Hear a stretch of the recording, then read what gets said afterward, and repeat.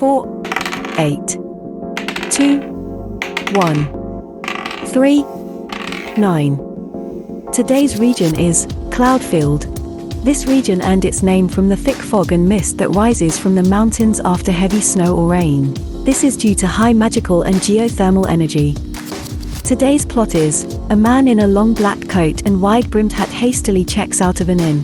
As he rushes out the door, a small vial of swirling green liquid falls from his pocket. Today's characters are Cross Exomen. All right! I can't wait!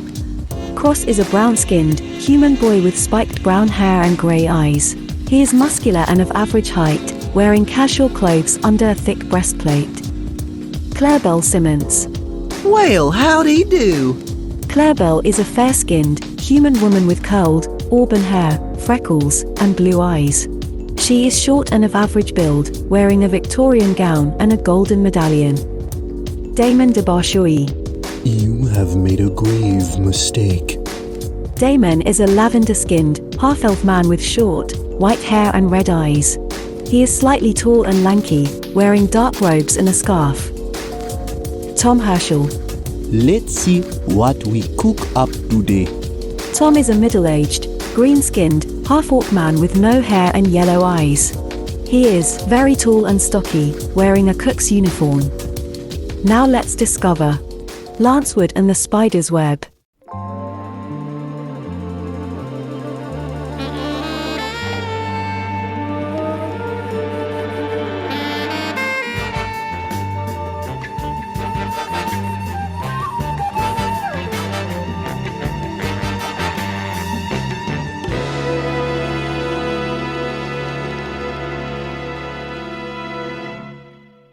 Cross-Examen, a senior from the Swordwell Academy of Nelder, waits patiently at the tavern. He is surrounded by adults and alcohol, two things he isn't very familiar with. He visited the city a week ago to put up flyers requesting the aid of an adventuring party. They should be arriving any moment now. As he is sitting, waiting, he notices a strange man descend the stairs from the second floor of the inn. The man wears a fancy, wide-brimmed, black hat with a black cloak to match. He checks out with the innkeeper, then sweeps out of the door. Cross notices a small vial of greenish fluid slip out of his pocket and thump on the doormat. Yo, mister, you dropped your... But the man, who had just walked out the door seconds ago, is nowhere to be seen. Without any better idea, Cross picks up the vial and goes back to his seat. No one seems to pay him any attention. After a few more moments, someone enters the tavern, spots him, and saunters over. You must be Cross Exomen, right? Yeah, you bet. And who are you? My name is Belle Simmons. Pleasure to meet you, Cross. The two shake hands, and Belle sits down at Cross's table. So, what made you want to call together an adventuring party? You were pretty vague in your bulletin. I heard there was a scary monster in town, and I'm gonna beat it up. Right. Now, what exactly is this monster? It's like a giant ladybug or something. A man who had been sitting at the bar behind Cross swivels around in his stool. So you are the fool that has business with the corpse spider. Corpse spider? Yes, Venara is its name. It lives deep in the mountains, a mile outside of the city. Legends tell of an acrid abomination. A massive, pale arachnid with the face of a demon and 6 eyes like pools of flaming blood. What business do you have with it? That sounds sick! I'm gonna go beat it up as part of my list. List? Yeah, this thing here.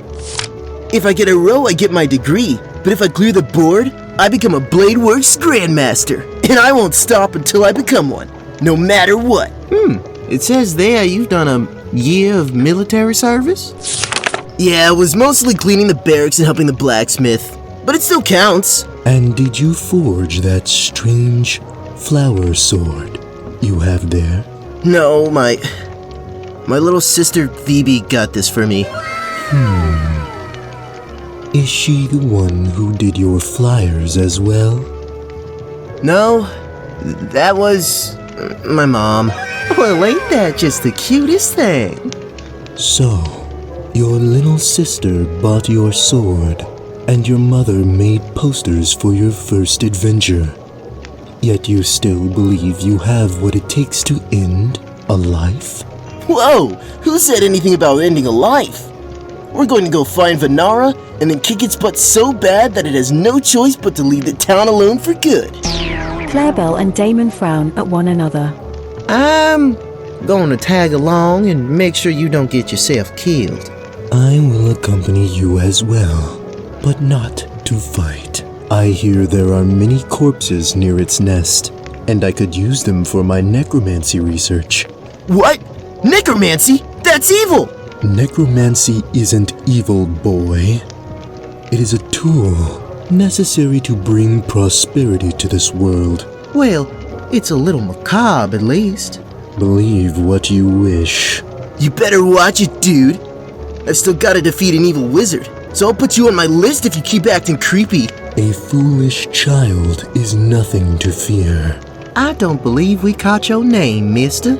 I am Damon Arson de Boucherie. My, what a unique name. Your initials spell Dad.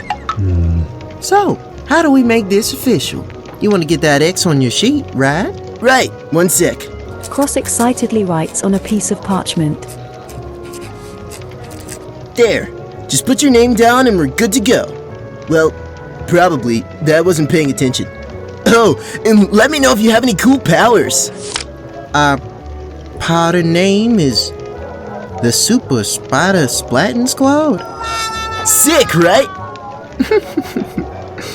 Sure.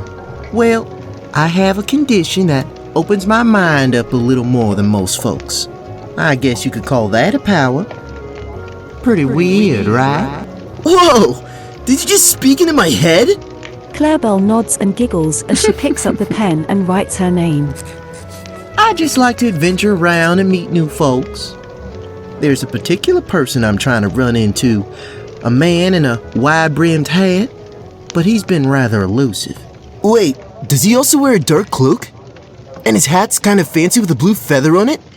Why, yes, that's him all right. Have you seen him? Dude left about 10 minutes ago and just kinda disappeared. He left this behind though. Cross produces the vial of green liquid. Clarabelle takes it from him and examines it. Interesting. Do you mind if I head to the potion shop with this before we visit that spider? Maybe we can have this examined. A ghostly skeleton hand appears from thin air and writes Damon's name down for him. We will need to visit the potion shop either way, as we will need health potions for the boy. Psh, please. I can beat a dumb spider with one arm tied behind my back. A waiter hurriedly approaches the table, placing down 4 plates stacked with food before taking a seat himself. Sorry about the wait. I wanted to make some jollof rice with goat meat, but I did not think there would be so many of us. The waiter spots the party member sheet and quickly writes his name down. The strike which had formed on Cross's sheet magically becomes an X. Right. Welcome to the squad. Tom? Oh yes, my name is Tom Herschel, but you can call me Uncle Herschel, or just Uncle if you like. Oh. I can tell you all are Cross and his adventuring party. Yeah. Great. And I am guessing we are going to Vanara. I have only been here for 2 weeks, but I think that is the only monster around. Yep.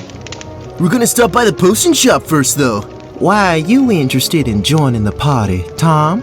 I wanted to visit Vanara and gather ingredients for my new recipe. I remember you mentioned making this jollof. Now you're going out for a recipe. Are you a cook, Tom? Yes. Well, I'm something of a cook myself. Maybe we should make a meal together sometime. Great. The party digs into the delicious meal. Soon after, a lean, middle-aged, human man approaches the table. He has blonde hair and blue-grey eyes, with earth-toned commoner clothes, an apron secured around the waist, and a chef's hat on his head. Mr. Innkeeper, thanks again for letting me earn some coins over the past 2 weeks. Of course, Tom. Say, you all look like an adventuring party. Astute observation. Well, feel free to stay at the tavern for as long as you like. Rooms are $1 a night. If you're looking for a true adventure, though, one of you can stay in the haunted room for free. It's vacant now that the big hat fella left. Clarabelle narrows her eyes in interest. A haunted room? That sounds sick, I'm in!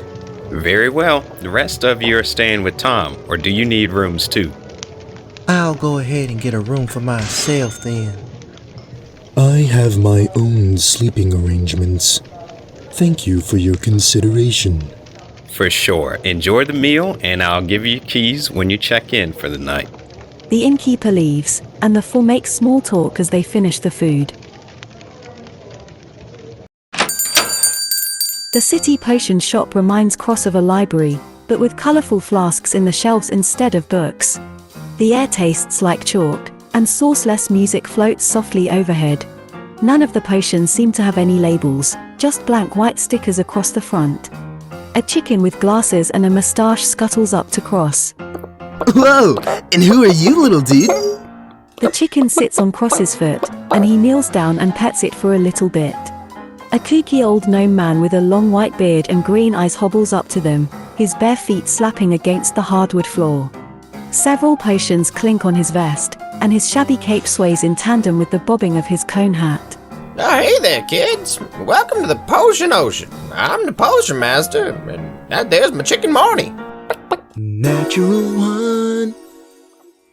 The potions are all very pretty colors. Yes, the shop is pleasing.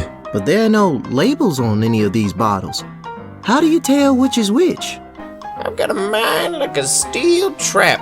Every potion expert knows the potions they make just by sight. Also, I had a system that made all the labels disappear whenever I left for the night, but it stopped working a few months ago. I gotta get that fixed. Yo, your hat's shaking! Oh, yes. This here's my little bat friend, Evening. The potion master raises his hat. A tiny bat hangs upside down from the inside, smiling warmly.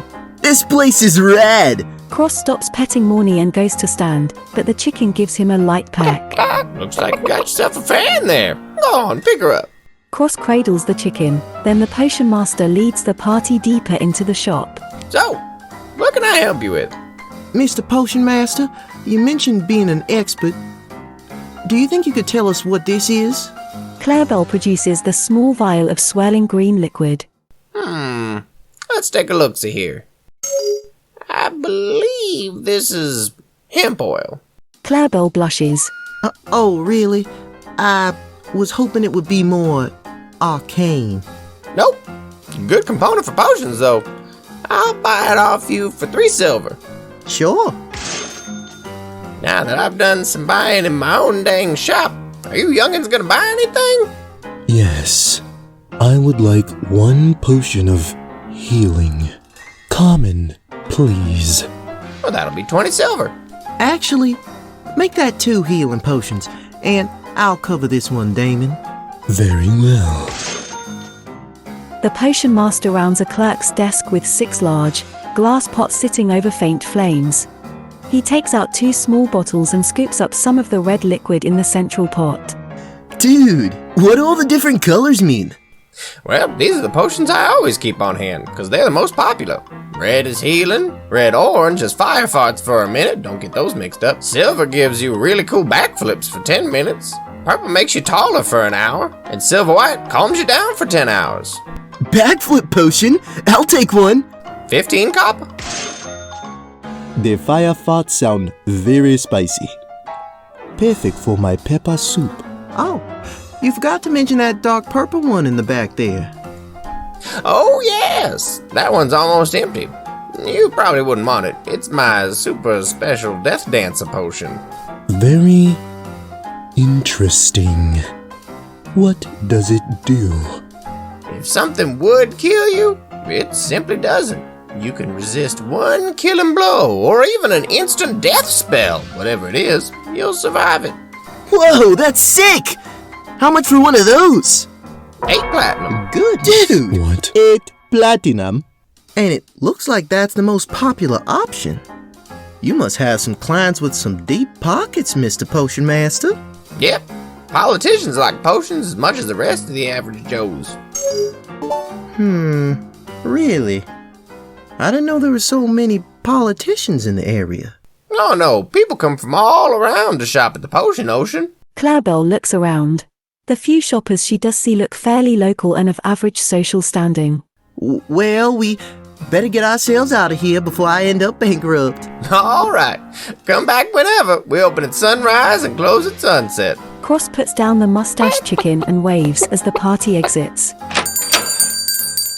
As soon as they get outside, Cross does a backflip. He completes it with impressive grace and gets a few claps from passers-by. What was that about? I wanted to do a backflip before I tried the potion and then after to see if it actually helps. Maybe we should hold off on the potions for now. Something about that shop feels weird. He has a powerful potion that can cheat death, yet it sells with frequency. Who gambles that often with demise? Maybe there are a bunch of adventurers that come by. We're adventurers after all. Gross. The potion is 8 platinum. I know you're just getting out of school, so maybe you might not understand. How much did you make working for the military? A copper a day. So, Cross, that Death Dancer potion costs over 20 years' wages. Hope we don't need it then. Let's go beat Venara. Cross excitedly sprints down the street, only to stop after a few yards. Yo, does anyone know how to get to Venara's place? Cross, wasn't this your idea to start off with?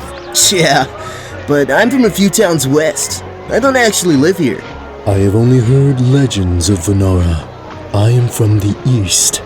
I am from Sedia Playa. Goodness gravy. Y'all are just a trip. Here, I'll ask someone. Clarabelle spots a nun of Bahamut tending to a garden outside of a chapel. She is an older, half-elf woman with milky eyes and pale skin. Her dark habit has small bits of brass filigree gleaming on it. Clarabelle approaches her and Damon follows. Tom cheers Cross on as he continues to do backflips in the city square. Yeah. Excuse me, ma'am. Lovely flowers, by the way. I was wondering if you knew how to find Venara, the local monster. My friends and I are new here. Oh my. Venara is a mile south of the village. There are warning signs everywhere. You won't be able to miss it. The creature is said to wake at midnight and go to sleep at noon, so now should be a good time. Thank you very much, ma'am. Are you and your friends adventurers? Why, yes we are. Be warned. Some parties have gone to Venara and have not returned.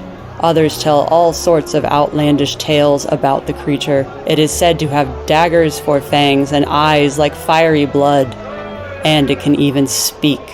It can speak? Like common, the language we're speaking now? So I've heard.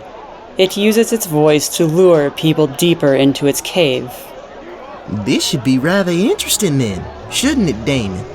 Perhaps. Say, good elder, is there anything else we adventurers should know? Well, try to avoid sleeping in the haunted room at the Lancewood Inn. Only adventurers are crazy enough to sleep there. Sometimes they'll wake up the next day acting strange, then turn up missing. It started up a few months ago. Acting strange? Erratic, brash. It is as if their fleshly desires had full control for a day. They go about drunken and belligerent, sleeping at brothels and gorging themselves on food, getting into fights and all sorts of trouble. Then, they vanish by the next morning. Vanish? As in leave with their adventuring parties? No, sometimes they simply go missing. Sometimes they are spotted wandering off towards the mountains, as if possessed. Well, that's quite unfortunate. Thank you for your time. Of course. Be guided accordingly by the great Bahamut.